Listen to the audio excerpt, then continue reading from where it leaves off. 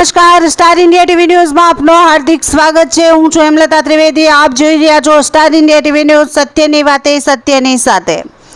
ઝાલોદ તાલુકાના અનવરપુરા ગામે કરુણ ઘટના। મહિલાએ 2 માસૂમ બાળકીઓ સાથે કૂવામાં ઝંપલાવ્યું। ત્રણેયના મોતથી સમગ્ર પંથકમાં શોક।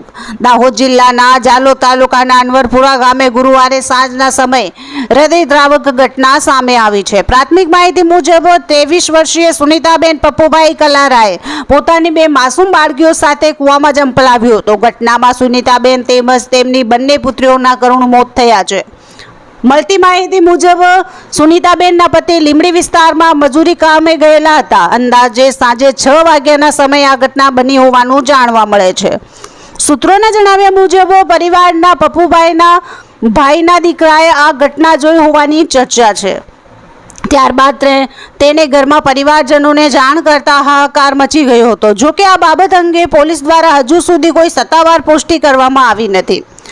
જાણવા મળેલી માહિતી મુજબ પપ્પુભાઈ તેમના માતા પિતા અને 2 ભાઈઓ સાથે સંયુક્ત પરિવારમાં રહેતા હોવાનું પણ સામે આવ્યું છે।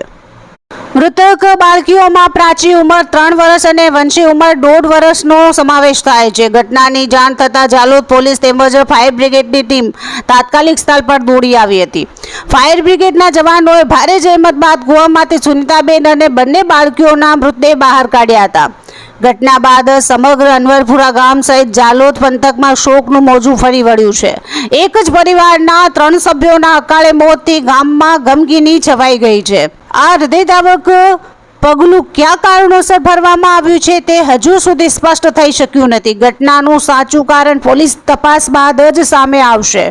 ઝાલોદ પોલીસે અકસ્માત મોતનો ગુનો નોંધી વિવિધ દિશામાં તપાસ શરૂ કરી છે। પરિવારજનો અને સ્થાનિક લોકોના નિવેદનના આધારે સમગ્ર ઘટનાની તપાસ ચાલી રહી છે।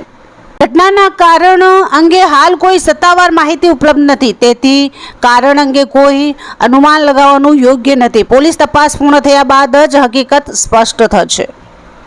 Star India TV news Jhalod reporter Pankajbhai Pandit, જિલ્લા દાહોદ।